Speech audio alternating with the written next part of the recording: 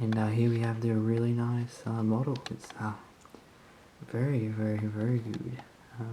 Exceeded all my expectations. The mold is overall looks very decent. It's almost better than, if not better than, NG 737.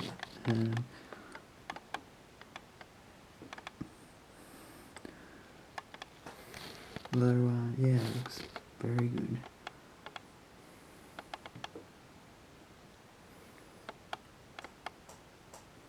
I think this is the updated mold. I don't have any of Gemini's updated mold 737. I just have the old ones, which look nowhere near as good as this one. But yeah, it's yeah, pretty good. Shall I start the interview? And yeah, here we have the classic, yeah, 737 nose. Classic 737, 727, 707 nose. Perhaps this isn't as good as, maybe a bit too sharp. Yeah, it's kind of a bit too sharp, but they've done pretty good. Maybe the cockpit printing is not the best, I think, but looks very nice overall.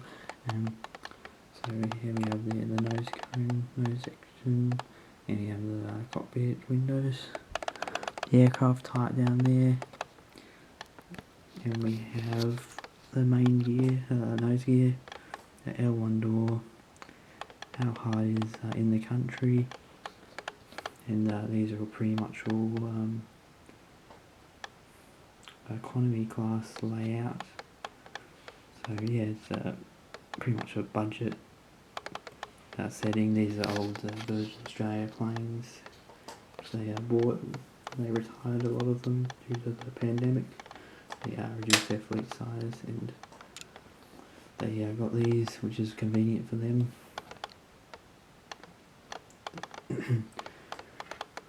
And yeah, we have the forward nose cabin section. We have the two emergency exits there. Some aerials there. It's probably a Wi-Fi dome, which I don't think you could even use Wi-Fi on the aircraft there. So I don't know if they'll probably get rid of that one day. And here we have the CFM 56 engine. And we have the emergency escape slide fins. Well, that's where the slides deploy, and then we have the winglet, giant big 737-800 winglet, and yeah, spoilers, fuel tanks, wing fuel tanks, the leading it, rear edge of the wing, and then the REX titles, which is the colours are pretty much perfect, and the Red Joe, Victor Hotel, Romeo Quebec Charlie, and then we have the tail, the orange, beautiful orange, and the dark blue colours, wave things, and then horizontal stabilizers and elevators and APU.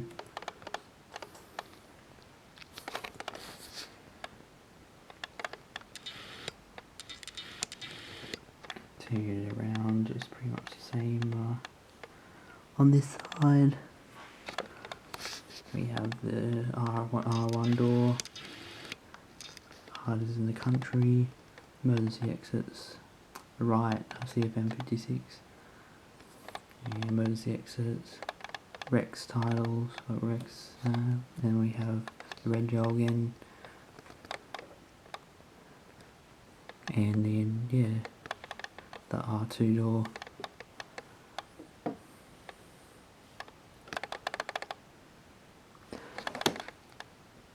And yeah, so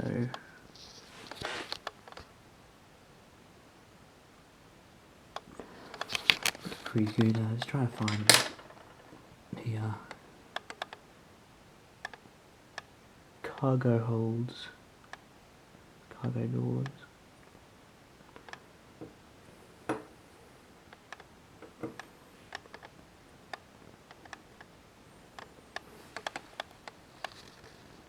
Oh yes, there they are. Thinking that.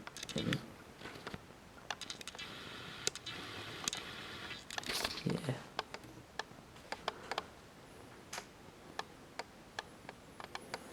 A rear cargo door.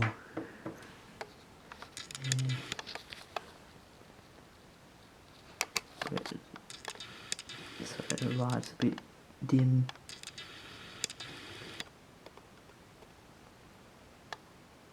There it is. Yeah. Very nice motor overall. I'd probably rate it 8 out of 10. It seems that the nose gear is a bit, the wheel is a bit like, I'll show you.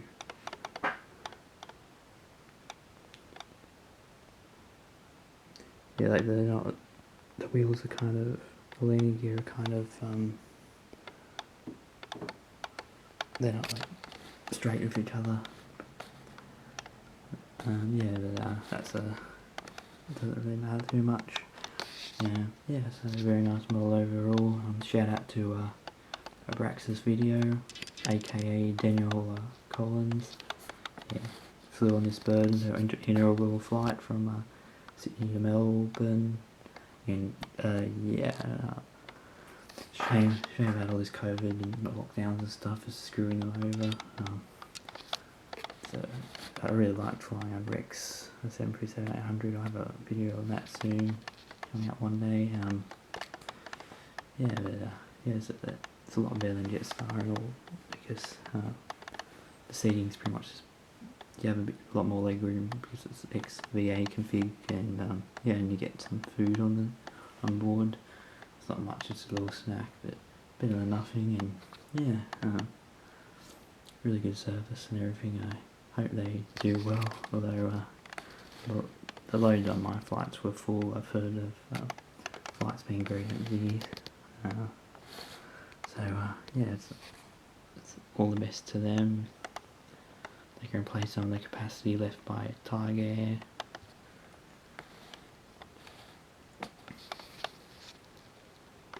So moving on to the next aircraft.